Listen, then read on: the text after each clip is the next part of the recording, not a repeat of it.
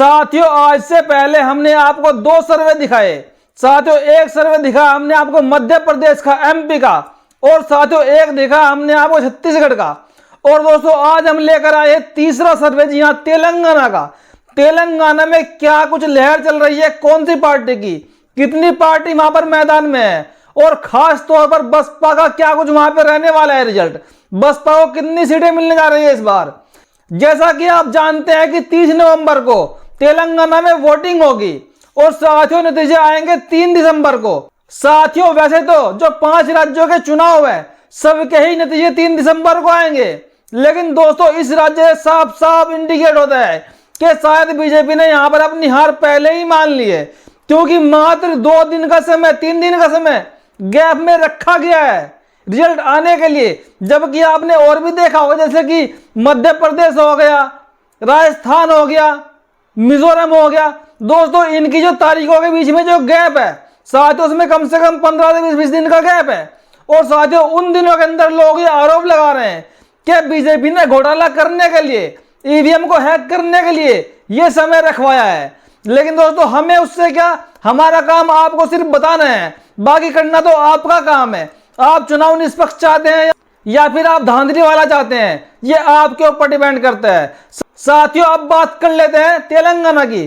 तेलंगाना में साथियों टोटल 119 सीटें विधानसभा की, और साथियों अगर किसी को वहां पर सरकार बनानी हो पूर्ण बहुमत की, तो उनको साथियों 60 सीटें लेकर आना अनिवार्य है। यानी कि जो 60 का आंकड़ा छुएगा उसका ही बेड़ा पार होगा, वही पार्टी सरकार बना पाएगी।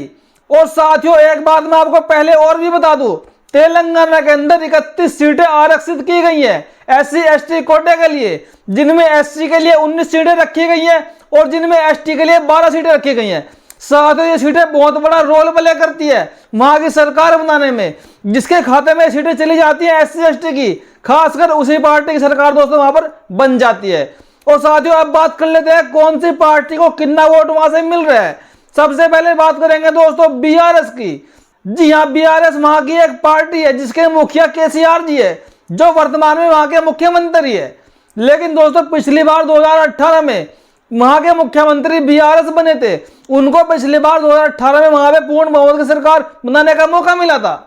लेकिन साथियों इस बार BRS का खेल टगमा गया है, क्योंकि जब से वहां पर बसपा के RS परवीन जी, जब से साथियों RS परवीन ने तेलंगाना के अंदर अपनी छाप छोड़नी शुरू की, पूरे प्रदेश में घूमना शुरू किया, सभाएं की, रैलियां की, दोस्तों उस दिन से लेकर आज तक BRS का जो ग्राफ है काफी डाउन आ गया है। और दोस्तों आज वर्तमान में स्थिति यह हो गई है, इस सर्वे के अनुसार आपको बता रहे हैं कि BRS को मात्र वहां पे 35% वोट बैंक दोस्तों इस बार मिल रहा है 2023 के विधानसभा चुनाव में। जी हाँ, जो पिछली बार पूर्ण बहुमत की सरकार बनाकर ले गए थे KCR जी, वर्तमान में उनको 35% दोस्तों वोट मिल रहा है। कांग्रेस को वहां पर इस बार मात्र 17% वोट बैंक मिल रहा है दोस्तों, मात्र 17% वोट बैंक। और दोस्तों अगर बात करें हम बसपा की, तो साथियों RS परवीन जी की मेहनत वहां पर बहुत ज्यादा रंग ला रही है। बसपा को साथियों तेलंगाना के अंदर 38% वोट शेयर दोस्तों मिल रहा है। जी हाँ, ये मेहनत है काशीराम जी के पद पर चलने की, RS परवीन जी के बदौलत। क्योंकि साथियों आपने अभी 1-2 साल पहले देखा होगा, जो वहां के वर्तमान में मुख्यमंत्री है KCR जी, उन्होंने एक ऐसा बयान दिया था जो वहां की प्रदेश की जनता को शोभा नहीं दिया, उनको इतना बुरा लगा। तो आज KCR की हालत खस्ता हो गई है, क्योंकि KCR जी ने कहा था कि हमारे देश का संविधान घटिया है, इसको बदल देना चाहिए। और दोस्तों उसके खिलाफ लगातार आंदोलन हुए। वहां का SC ST और दलित और पिछड़े समाज के, मुस्लिम समाज के लोग हैं, उन्होंने पुरजोर विरोध किया कि साहब ये नहीं चलेगा। और साथियों इसी का खामियाजा BRS के प्रमुख KCR जी भुगतने जा रही हैं, क्योंकि वहां पर जो आंदोलन हुए उनमें सबने भाग लिया, चाहे वो SC हो, ST हो, OBC हो, मुस्लिम हो, सबने भाग लिया। और दोस्तों इसी के उपलक्ष्य में इनको खुश करने के लिए बाद में KCR ने क्या कहा, बाद में KCR ने क्या किया, एक बाबा साहब का बहुत बड़ा स्टैचू बना के खड़ा कर दिया कि दलित मेरी तरफ आ जाएंगे दोबारा, फिर जैसे मुझे पहले वोट दिया था इस बार मुझे वोट दे देंगे वो। लेकिन दोस्तों एक बार दलित समाज इसकी मंशा को देख लेते हैं, क्यों दलित समाज अब जान चुका है कि KCR जी का वो काम है कि मुंह में राम बगल में छुरी, अंदर अंदर दोस्तों को बाबा साहब के संविधान का दुश्मन निकला। और दोस्तों बाकी 10% वोट वहां की जो 3-4 पार्टियां और है, चाहे वो TDS हो, चाहे वो बीजेपी हो, या फिर वो AIM हो। बाकी 10% में 203 पार्टियां रहेंगी। हालांकि ओवैसी साहब का भी वहां पर अच्छा खासा प्रभाव है तेलंगाना के अंदर, उनको भी सीटें मिलने के चांस है। लेकिन दोस्तों जो वर्तमान में स्थिति पैदा हो चुकी है, सरकार बदलने वाली है। या तो सरकार दोस्तों गठबंधन की बनेगी, केसीआर की सरकार दोस्तों वहां पर रहेगी नहीं।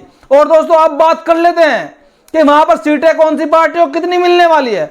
साथियों अगर सीटों की बात करें तो साथियों BRS पार्टी को इस बार 19 से 25 सीटें मिलने का अनुमान है। जी हाँ, 19 से 25 सीटें मिलने का अनुमान है BRS पार्टी को।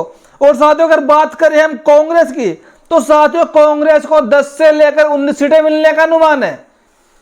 और साथियों अगर बात करें हम बसपा की तो साथियों बसपा को तेलंगाना के अंदर 48 से 60 सीटें मिलने का अनुमान है। जी हाँ, 48 से 60 सीटें। दोस्तों जो सर्वे आपको हम दिखा रहे हैं, सादे सर्वे है सोशल मीडिया का, ये सर्वे किसी गोदी मीडिया का नहीं है, ये सर्वे किसी प्रिंट मीडिया का नहीं है। जी हाँ, 48 से 60 सीटें मिलने का अनुमान है बसपा को। तो साथियों अगर बात करें हम MIM की तो साथियों MIM को वहां पर 7 से 10 सीटें मिलने का अनुमान है। और साथियों अगर बात करें हम बीजेपी की तो साथियों बीजेपी को वहां पर 1 से 5 सीटें मिलने का अनुमान है। जी हाँ दोस्तों, बीजेपी वहां पर अपना चेहरा पहले ही देख चुकी है कि हमारा कितना वोट वहां पर जनरेट हुआ है। और दोस्तों इसीलिए बीजेपी ने तेलंगाना के अंदर कोई टेक्निक नहीं लगाई, कोई हैकिंग की प्रक्रिया नहीं लगाई जाएगी, और इसीलिए वहां का चुनाव सबसे बाद में रखा और नतीजे जल्दी आ जाएंगे दोस्तों, क्योंकि बीजेपी पहले ही जान चुकी है कि हमारे यहाँ पर कुछ नहीं है, हमको 0 वोट हासिल होने वाला है। लेकिन साथियों इस बार जो वहां पर RS प्रवीण जी ने मेहनत की है, उनकी मेहनत की गई दोस्तों सबको दिखी भी है। क्योंकि दोस्तों 3 साल से RS प्रवीण जी को तेलंगाना का प्रदेश अध्यक्ष बनाया गया है। और दोस्तों RS प्रवीण जी 3 साल पहले पूर्व IPS रह चुके हैं, वो IPS अधिकारी थे और उन्होंने IPS की नौकरी को लात मारकर बसपा ज्वाइन की। और साथियों बसपा प्रमुख मायावती जी ने उनको तेलंगाना का मुख्यमंत्री पद का चेहरा भी घोषित कर दिया है और वहां के वो प्रदेश अध्यक्ष भी हैं साथियों। लेकिन साथियों इसके साथ साथ आपको बताऊं, अगर 2018 की बात करें तो 2018 में कौन सी पार्टी को क्या कुछ हासिल हुआ था। दोस्तों 2018 में केसीआर जी की जो पार्टी है BRS, दोस्तों उनको 88 सीटें प्राप्त हुई थी। जी हाँ, एक दमदार % जीत हासिल की थी। लेकिन दोस्तों इस बार BRS का जो ग्राफ है काफी गिरता हुआ नजर आ रहा है, क्योंकि BRS के प्रमुख केसीआर जी ने ऐसा बयान दे दिया था हमारे देश के संविधान पर कि संविधान घटिया है, इसको बदल देना चाहिए।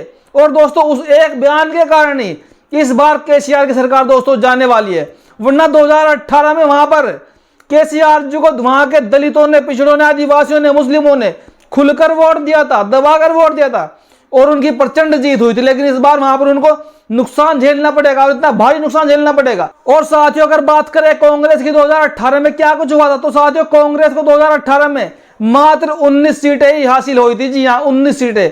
और साथियों कांग्रेस का इस बार भी यही हाल है, कांग्रेस को इस बार भी 15 से 19 सीटें मिलने का ही अनुमान है।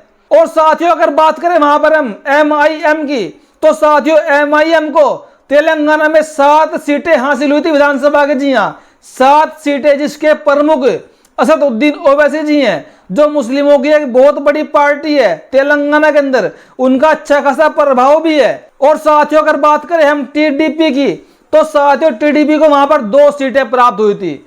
लेकिन दोस्तों इस बार 2023 के विधानसभा चुनाव बड़ा ही महत्वपूर्ण होने वाले हैं, क्योंकि एक पार्टी जो BSP है, जो पूरे देश में राष्ट्रीय पार्टी कहलाती है दोस्तों, उसने अपना पत्ते ऐसे खोले हैं कि पिछले कुछ सालों से ही इतना प्रभाव वहां पर BSP का बन चुका है। बसपा वहां पर उभर के एक मजबूत पार्टी के रूप में आ रही है इस बार दोस्तों। साथियों वीडियो आपको कैसी लगी अपनी प्रतिक्रिया कमेंट में जरूर दीजिएगा। वीडियो देखने के लिए धन्यवाद।